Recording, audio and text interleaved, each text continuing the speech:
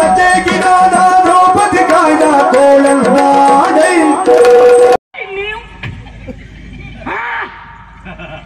ಬರ್ತದೆ. ನಾನು ಹುಚ್ಚಿ ಪೂರ್ಣ ಬಿಡ್ಲಿಲ್ವ ಅಂತ ಈಗ ಪೂರ್ತಿ ಬಿಟ್ಟಿದೆ. ಇಲ್ಲ, ಚಂದ್ರೇಶ್ವರಿ ತಿರ್ಕೊಂಡಾಗಾಯ್ತು. ತಿರುಗಿ ಹೀಗೆ ನೋಡ್ತೆ, ಅರೇ ಶರ್ತಿರ್ ಬಿಗು ಇದ್ರ ಅಮ್ಮ ಎಂತಕ್ ಸುಮ್ಮನೆ ಜಾಗ ಬದಲಾವಣೆ ಮಾಡ್ತಿದ್ರಿ. ನಾನು ಒಂದ್ಸಲ ಕಂಗಾಲಾಗ್ಬಿಟ್ಟೆ. ಸರಿಯಾದ್ಯಾ ಅಮ್ಮ? ಓ, ನಿಮ್ಗೆ ಮುಖ ತೋರಿಸುವ ನೈತಿಕತೆ ನನಗಿಲ್ಲ ತಾಯಿ. ಹಾಗೇನಿಲ್ಲ ತಿಮ್ಮಣ್ಣ, ಬಿಡು. ಇಲ್ಲಮ್ಮ, ನೀವು ಜೀವಿತದಲ್ಲಿ ಪಾಪ ಒಂದೇ ಒಂದು ತಪ್ಪು ಮಾಡಲಿಲ್ಲ.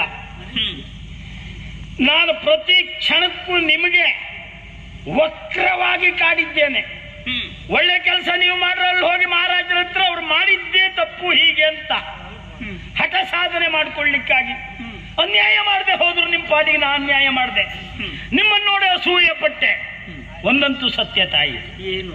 ಯಾರೇ ಅಸೂಯೆ ಪಟ್ಟರು ಆ ಅಸೂಯೆಯಲ್ಲಿ ಅವರೇ ಸುಡ್ತಾರೆ ಬಿಟ್ಟರೆ ಅದು ಇನ್ನೊಬ್ಬನಿಗೆ ಕೆಡಕಾಗುವುದಿಲ್ಲ.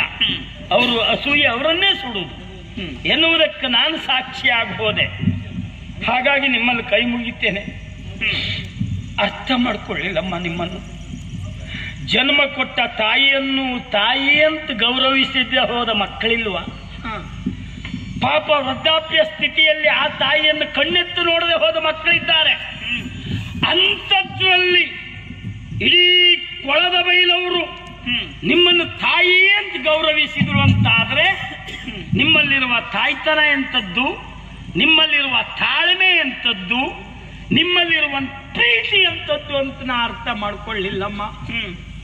ಈಗ ಬೇಡ್ಕೊಳ್ತೇನೆ, ಏನೋ ಕೆಟ್ಟ ಮಕ್ಕಳು ಇರ್ಬೋದು, ಕೆಟ್ಟ ತಾಯಿಂದಿರು ಇರುವುದಿಲ್ಲ ಅಂತ ಇಲ್ಲ. ಒಪ್ತೀರಾ? ಖಂಡಿತ. ಹಾಗಿದ್ರೆ ನಾನು ಮಾಡಿದ ತಪ್ಪೆಲ್ಲ ಹೊಟ್ಟೆಗೆ ಹಾಕೊಂಡಿದ್ದೇನೆ ಅಂತ ಹೇಳಿ ಕ್ಷಮಿಸಿ ನೀವು. ತಿಮ್ಮಣ್ಣ, ಇನ್ನೆಲ್ಲಿ ಅದಕ್ಕೆ ಅವಕಾಶ? ಅಂದ್ರೆ ಯಾವತ್ತೋ ಹೊಟ್ಟೆಗೆ ಹಾಕೊಂಡು ಆಗಿದೆ. ನೀವು ಆವತ್ತು ಮಾಡಿಕೊಂಡ ಫಲಾರದ್ದು ಸುದ್ದಿ ಹೇಳಿದ್ದಲ್ಲ ನಾನು. ನನ್ನ ತಪ್ಪನ್ನು ಮನಸಾರೆ ಕ್ಷಮಿಸಿದ್ದೇನೆ ಅಂತ ಹೇಳಿ. ಯಾವತ್ತು ನೀನು ಹಾವು ತೋರಿಸ್ಲಿಲ್ವೋ ಆವತ್ತೇ ನಾನು ಮರೆತಿದ್ದೇನೆ, ಬಿಟ್ಟಿದ್ದೇನೆ. ಇನ್ನು ಹಾವೊಂದು ಮರೆಯಲೇ ಇಲ್ವಾ ಅಮ್ಮ? ಅಂತ ಹಾವನ್ನು ನೀನೇ ಹಿಡ್ಕೊಂಡು ಬರ್ತೀಯ ಪುಣ್ಯಾತ್ಮ, ನಮಗೆ ಹೇಗೆ ಕಚ್ಚದೆ ಅದು? ಅಯ್ಯೋ, ನೀವು ಸುಮ್ಮನಿರಿ, ನಾ ಹಿಡ್ಕ ಬರೋದಲ್ಲ ಅದು. ಯಾರೋ ಬಾಗಿಲು ಹಾಕಿಕೊಟ್ಟ ಮೇಲೆ ನಾ ಎತ್ಕ ಬಂದದ್ದಷ್ಟೇ. ತಿಮ್ಮಣ್ಣ, ಭಗವಂತ ಕ್ಷಮಿಸಿದ್ದಾನೆ, ನಿನ್ನನ್ನು ಉದ್ಧರಿಸಿದ್ದಾನೆ. ಅವನಿಗಿಂತ ದೊಡ್ಡವರು ನಾವೇನು? ಆದ್ರೂ ಒಂದಮ್ಮ, ಏನು? ನೀವು ಇಲ್ಲಿ ಮುಕ್ತೇಶ್ವರ ಅಂತದೊಂದು ಹೇಳಿದ್ದಾರೆ ಪ್ರಭುಗಳು. ನಿಮ್ಗೆ ಸ್ಥಾನ. ಹೌದು. ನನಗೆ ಆ ದೇವಸ್ಥಾನದಲ್ಲಿ ನಾನು ಸೇವೆ ಮಾಡ್ಕೊಂಡಿರುತ್ತೆ. ಒಂದಾಣೆ ಸಂಬಳ ಅಲ್ಲ, ಮತ್ತೆ ಧರ್ಮಕ್ಕೆ. ಹೌದು. ಈಗ ಯಾರಿಗೂ ಇಲ್ಲ ಬಿಡು. ಯಾಕೆ ಪ್ರಾರಂಭ ಆಗಿದ್ದಷ್ಟೇ. ಆದ್ರೊಂದು ಮನೆಗೆ ಹೋಗು. ಎಲ್ಲಿಗೆ? ಮನೆಗೆ ಯಾಕೆ? ಹೆಂಡತಿ ಇದ್ದಾಳೆ, ಇಬ್ಬರು ಮಕ್ಕಳಿದ್ದಾರೆ ನಿನಗೆ. ಪಾಪ ನೀನು ಊರಲ್ಲಿ ತಿರುಗಾಡೋ ಕಾಲಕ್ಕೆ ಅವ್ರು ಎಷ್ಟು ನೋಯ್ಲಿಲ್ಲ ಹೇಳು? ಇಲ್ಲ. ಎಷ್ಟು ಬಾರಿ ಹೇಳ್ಕೊಂಡಿದ್ದಾರೆ ಗೊತ್ತುಂಟ? ಊರ ಮೇಲೆ ತಿರುಗಾಡ್ಲಿಕ್ಕೆ ಶುರು ಮಾಡಿದ ಮೇಲೆ ಅವ್ರು ನೆಮ್ಮದಿಯಿಂದಿದ್ರು. ಮನೆಗೆ ಹೋದ್ರೆ ಅವ್ರಿಗೂ ನೆಮ್ಮದಿ ಇರುವುದಿಲ್ಲಮ್ಮ. ನಾನು ನಿಮ್ಗಷ್ಟೇ ಉಪದ್ರ ಕೊಟ್ಟದ್ದಲ್ಲ, ನಮ್ಮ ಕುಟುಂಬದವ್ರಿಗೂ ಅಷ್ಟೇ ಕೊಟ್ಟಿದ್ದೆ ನಾನು. ನಾನಂತ ಒಂದು ಅರ್ಥ ಮಾಡ್ಕೊಳ್ಳಿ ಇರ್ಬೇಕಾದಿಲ್ಲ. ನನ್ನ ಜಾತಿ ಖಳನಾಯ್ತದೆ ಯಾರೂ ಇಲ್ಲ. ಇರ್ಲಿ, ತೊಂದರೆ ಇಲ್ಲ. ಹೆಚ್ಚಿನ ಆವೇಶವನ್ನು ಹಾಗೆ ಕಳೆದ ನೀನು. ಇನ್ನಿರುವುದು ನನಗೋ ನಿನಗೋ ಎಲ್ಲರಿಗೂ ಕಡಿಮೆ ಆವೇಶ. ಹೌದು. ಇರುವಷ್ಟು ಕಾಲ ನಾವೆಲ್ಲ ಒಂದಾಗಿ ದೇವರನ್ನ ಜ್ಞಾನ ಮಾಡೋಣ. ದೇವಸ್ಥಾನದಲ್ಲಿ ಸೇವೆ ಮಾಡ್ಕೊಂಡಿರ್ತದಲ್ಲ ಬಾಗಿಲಲ್ಲಿ. ಆದ್ರೂ ಒಂದು ಏನು, ಬಾಗಿಲಲ್ಲೇ ನೀ ಇರ್ತೀಯ. ಹೌದು. ದೇವರ ಮೇಲ್ಗಡೆ ಇರ್ತದೆ, ಒಳಗೆ. ಒಳಗೆ. ಹೌದು. ನಿನ್ನನ್ನು ಕಳೆದೇ ಮುಂದೆ ಹೋಗ್ಬೇಕು ತಾನೆ? ಬಾಗಿಲು ದಾಟೇ ಹೋಗ್ಬೇಕು. ಹೌದು. ಹಾಗೆ ಎಷ್ಟೋ ಮಂದಿ ಬರುವಾಗ ಅಲ್ಲೇ ಅವರನ್ನು ನಿಲ್ಲಿಸ್ಕೊಂಡು ಅವ್ರ ತಲೆ ತಿಂದು ಮಾತಾಡಿ ಅವ್ರಿಗೆ ಆಮೇಲೆ ದೇವ್ರ ದರ್ಶನಕ್ಕೆ ಬಂದಿದ್ದು ಮರ್ತೋಗಿ ಯಾಕೆ ಬಂದಿದ್ದೆ ಅಂತ ಅವ್ರಿಗೆ ಗೊತ್ತಾಗದೆ ಹಿಂದೋಗುತ್ತಿದ್ದು ತರಬೇಡ. ಯಾಕೆಂದ್ರೆ ತುಂಬಾ ಮಾತು ಹೆಚ್ಚಾಡ್ತೀವ ತಿಮ್ಮಣ್ಣ ನೀನು. ಹೌದಮ್ಮ, ನೀವಲ್ಲ, ನನ್ನ ಹತ್ರ ಈ ಮಾತು ಹೇಳಿದವ್ರು ಒಬ್ಬರೂ ಕಡಿಮೆ ಮಾತಾಡುವವರಲ್ಲ. ಅವರು ಪಾಪ ನಾ ಹೆಚ್ಚಾಡ್ತೇಳು ಹೊಟ್ಟೆ ಉರಿಲೇ ಹೇಳಿ ಸತ್ತದ್ದು ಬಿಟ್ರೆ ಏನಲ್ಲ. ಆದರೆ ನಿಮ್ಮ ಮನಸ್ಥಿತಿ ಎಷ್ಟು ಒಳ್ಳೇದು ಅಂತ ನನಗೆ ಗೊತ್ತು. ಉಳಿದವ್ರು ಆಡ್ದನ್ನ ನಾ ತಕೊಳ್ಳುವುದಿಲ್ಲ, ನೀವು ಆಡೋದಕ್ಕೆ ನಾ ತಕೊಳ್ತೆ. ಯಾರೇ ಬಂದರೂ ಅವ್ರಿಗೆ ಮುಖ ತೋರಿಸುವುದಿಲ್ಲ, ಕಿರ್ಚಿ ಕೂತ್ಕೊಳ್ತೆ. ಒಳಗೆ ಹೋಗಿ ಸೇವೆ ಕೊಡ್ಲಿ, ಕೊಟ್ಟು ಹೊರಗೆ ಬರಲಿ, ಬಾಗಿಲಲ್ಲೇ ಹಿಡ್ಕಂತೆ. ಅಲ್ಲ ಮಾತಾಡ್ಲಿಕ್ಕೆ ಶುರು ಮಾಡಿದ್ರೆ ಮರುದಿವ್ಸ ಮತ್ತೊಂದು ಪೂಜೆ ಬಿಟ್ಟು ಹೋಗ್ಬೇಕು ಅವ್ರು. ಅಲ್ಲಿವರೆಗೂ ಮನೆ ಹೋಗ್ಲಿಕ್ಕೆ ಬಿಡುವುದಿಲ್ಲ.